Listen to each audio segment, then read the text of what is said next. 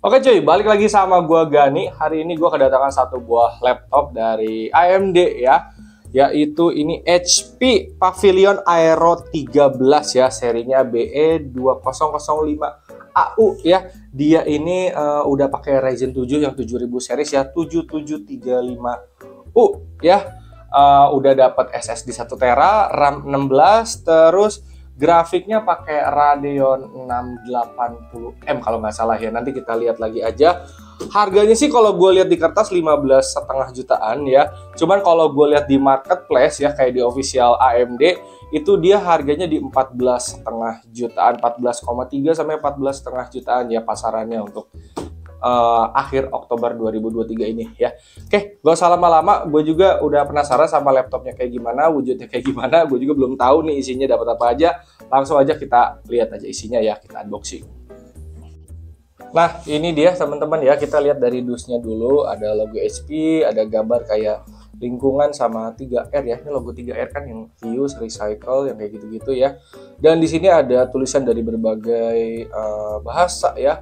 0% deforestation ya, kalau dibaca sih, kalau diartiin artinya dia tuh 0% penggundulan hutan ya. Jadi dia pakai bahan material yang aman untuk lingkungan harusnya ya. Tapi wallahu alam guys, gue juga kurang paham ya. Oke, cek ke sampingnya. Nah, di sini ada speknya ya. HP Pavilion Aero Laptop 13 BE2005AU ya. Kalau gue lihat dia tuh kayak ada dua warna antara silver sama gold ya. Itu serinya yang 2004 sama 2005AU ya, beda di warna aja setahu gue ya. Oke, isiannya speknya tadi ada Ryzen yang 7735U APU ya, pakai Radeon grafik, terus ada SSD ya, harusnya sudah NVMe ya 1 TB, RAM LPDDR5 16GB udah cukup ya, tidak ada DVD, udah Windows 11 dan kawan-kawan ya. Layarnya 13,3 inci IPS LED display 400 nits ya. Ada fingerprint juga. Oke. Sudah include Office, Home, and Student ya. Oke. Ini serial ya. Nah, kita langsung buka aja. Oke. Isiannya, kalau kalian beli ini nanti dapat tas ya guys ya. Tenang aja. Ini laptop yang nggak cukup gede ya. Harusnya kecil-kecil aja. Isiannya ada kartu garansi tentunya ya, terus ini semacam surat-suratannya yang gue tidak akan buka teman-teman ya, pokoknya akan dapat tuh ya seperangkat surat-suratnya. Langsung laptopnya ini ya, tapi kita lihat dulu nanti aja. Ini chargernya ya, atau adaptornya. Dia pakai yang 65 watt ya. Oke, kalau nggak salah kemarin juga gue review laptop yang logo HP-nya seperti ini teman-teman. Ini seri HP apa itu ya kemarin? Gue lupa. Oke, dia kecil teman-teman ya, ringan ya. Sini ada untuk USB, ini untuk charge. Terus ini ada HDMI, ada USB lagi, sama Type-C, sama jack audio. Jadi sesimpel itu ya. Di bawah ini untuk sirkulasi.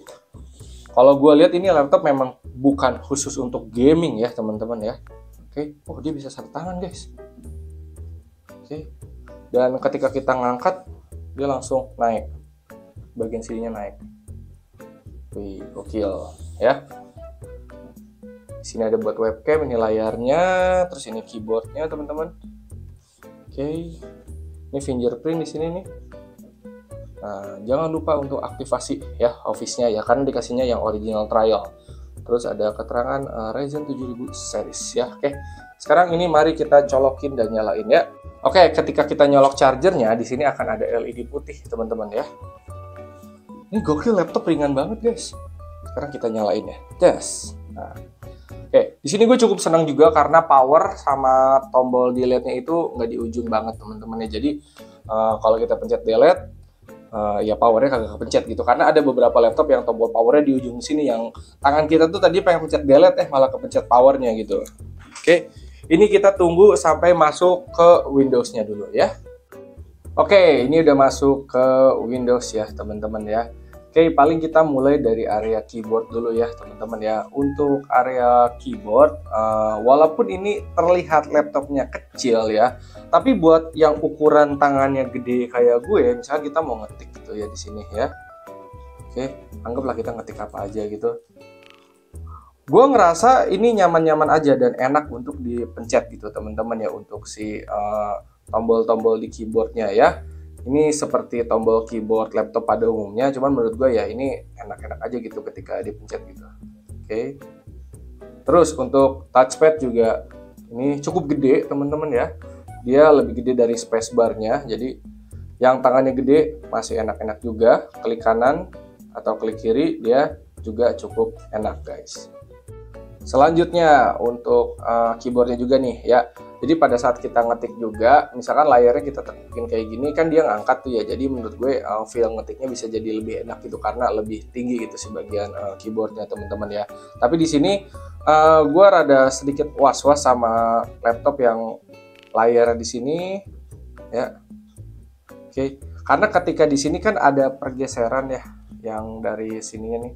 Jadi ke bawah gini. Gue takut ya kalau misalkan teman-teman ngebuka kayak begini lama-lama bagian sininya ya, bagian bawah sininya mungkin akan lecet gitu. Jadi kalau gue pakai laptop ini kayaknya sih gue akan kayak buka dulu baru gue taruh gitu ke meja gue gitu. Kalau misalkan dibuka begini takutnya nanti lama-lama bagian sininya lecet, tapi harusnya sih kagak bakal lecet ya. Ini bahannya juga menurut gue cukup bagus teman-teman ya. Oke, terus untuk kemiringannya ini dia nggak bisa sampai rata abis ke bawah ya layarnya ya, dia cuma mentok sampai bener-bener segini doang nih kemiringannya ya. Oke, jadi nutup, nah cuma sampai segini aja ya, kagak bisa sampai flat apalagi sampai dilipat balik gitu ya. Oke, next kita akan buka aplikasi check and recheck ya. Di sini kayak Ryzen 7 udah kebaca 7735U ya with Radeon Graphic teman-teman ya. Oke, 8 core 16 thread ya. RAM-nya 16 GB LPDDR5 ya. Oke. Nah, ini Radeon Graphic ya untuk grafik card-nya ya. Oke, di sini kedeteksinya VRAM-nya 512 MB ya. Memang fokusannya bukan untuk main game ya. Untuk di HW monitor di sini sih nggak kelihatan suhunya ya, tapi kalau di Radeon grafiknya kebaca tuh ya suhunya ada di kisaran 50 derajatan ya, karena ini APU mungkin ya, jadi suhunya ditulis di sini teman-teman ya. Oke. Terus kalau kita buka DXDIAC juga ya, di sini udah kebaca kayak Ryzen 7 7735U ya. RAM-nya 16 GB ya, jadi spesifikasinya sudah sesuai dengan yang ada di dusnya. Sekarang kita akan cek speed SSD-nya ya. Oke, dan di sini udah kebaca kalau SSD-nya itu 1 tera teman-teman ya. Pakai SSD Intel SSD yang seri ini teman-teman ya. Dia NVMe Gen 3 ya. Oke. Nah, speed yang didapat read-nya kisaran 2500-an ya. Ini udah cukup ngebut menurut gue ya. Kita tinggal tunggu aja sampai nanti write-nya bakalan dapat berapa. Oke, write-nya dapat 2600-an ya. Dengan read 2500, write 2600, menurut gue ini udah ngebut banget untuk copy data ya.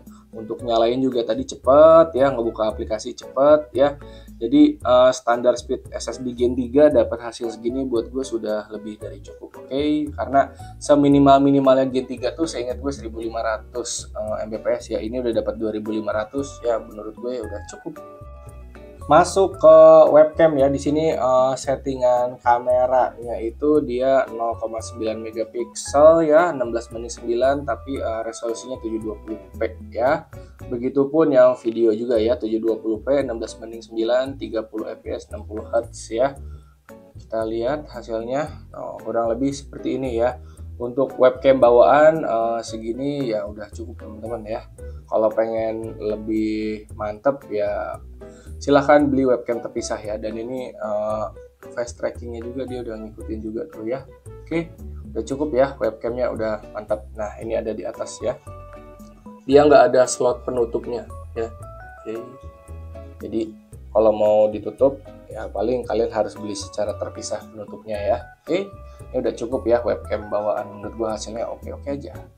Selanjutnya kita akan dengerin speakernya ya. Ini gua pasang volume full 100, di sini juga 100. Mari kita dengerin ya.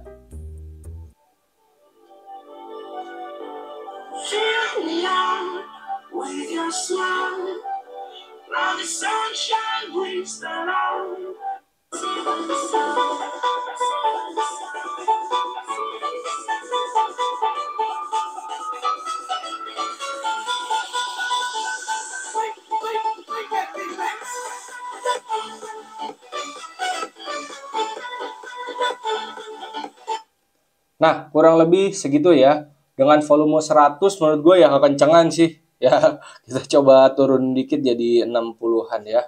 Kita dengerin lagi.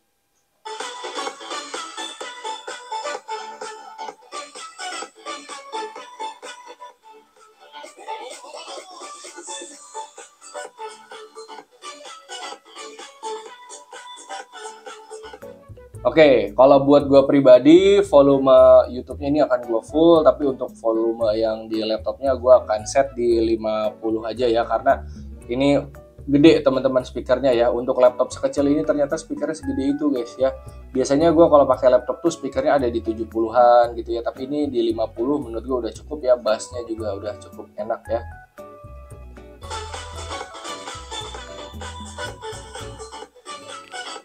Nah, cukup lah ya untuk speakernya, jos, gokil. Oh ya, untuk display di sini 1920 kali 1200 ya, dan dia 60 Hz ya. Oke. Jadi bukan 1080p ya. Nah, tuh rekomendasinya dari dia 1920 kali 1200 dengan layar IPS. Selanjutnya kita akan tes Cinebench R15 ya. Ini kita langsung gas aja ya. Oke, jebret ya. Kita tunggu sampai clear ya. Oke. Ini gue munculin sengaja di sini si apa namanya? Apa sih ini namanya? MSI Afterburner-nya biar kelihatan kayak berapa derajat si suhunya ya. Gue pengen tahu juga kalau lagi benchmark kayak gini kena berapa ya. Oke. Nah, apakah nyampe 70 atau gimana, nanti kita akan lihat ya teman-teman ya.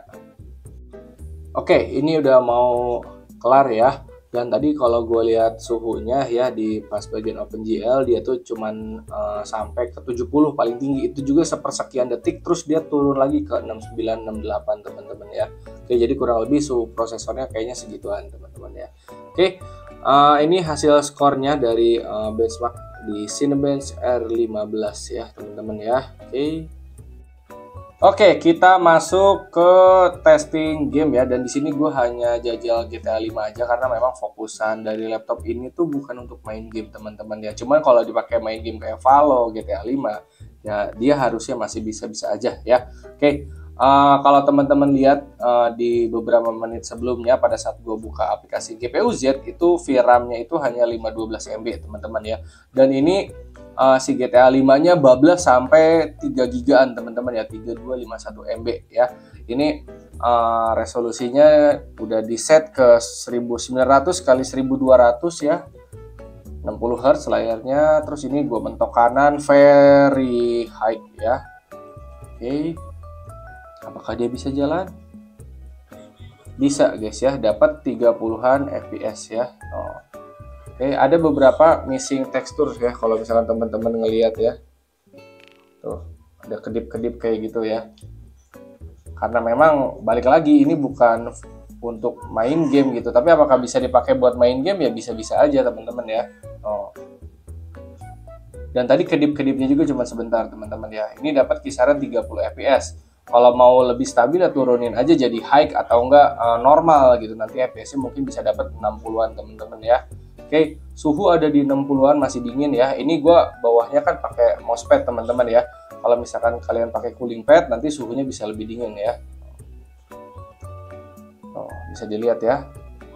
Mungkin rada kurang nyaman sama kedip-kedip ininya tuh teman-teman ya. Ada tekstur yang kayak kedip-kedip kayak gitu tuh ya. Antara dia mau muncul atau enggak mau hilang gitu teksturnya. Oke. Tapi apakah dia lancar? Ya lancar-lancar aja tuh 20-30 fps. Oke. kadang dia 40-an juga ya tertinggi tuh ya, tergantung lokasi dan situasi ya. Jadi laptop ini sekali lagi fokusannya bukan untuk main game, tapi apakah bisa? Ya bisa gitu teman-teman. Suhu di bawah 70 untuk laptop juga menurut gue masih dingin-dingin aja teman-teman. GPU di sini udah 100%. Ya, CPU-nya 40%-an tuh ya. Walaupun bablas VRAM-nya sampai ke 3 GB ya, tapi masih bisa dimainin paksa. Kayaknya kalau resolusinya pengen lebih enak gitu ya, dibikin 1080p, terus ya udah normal aja, kayaknya nggak bakal kedip-kedip kayak gini ya. Oke. Intinya dia masih playable dimainin game kayak GTA 5 seperti ini.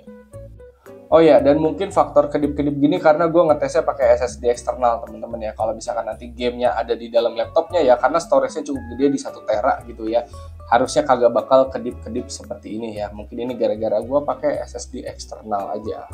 Ya guys teman-teman, kurang lebih segitu aja review singkat dari gue ya. Kalau misalkan teman-teman nih minat sama laptop ini misalkan untuk kuliah gitu ya, atau buat edit-edit ringan, menurut gue masih cocok-cocok aja ya. Kalau buat main game kayaknya di 14 jutaan ada deh laptop AMD yang grafiknya lebih powerful dari ini. Terus juga cari prosesornya yang Ryzen seri H ya, karena yang seri U itu memang untuk yang ringan-ringan aja ya. Wes, ini worth it nih. Biasanya akan dicari sama cewek-cewek yang pengen bawa laptop buat kuliah kagak mau berat-berat. Ini bakal jadi solusi banget nih ya. Oke, sekian dari gue, hatur nuhun, terima kasih dan thank you.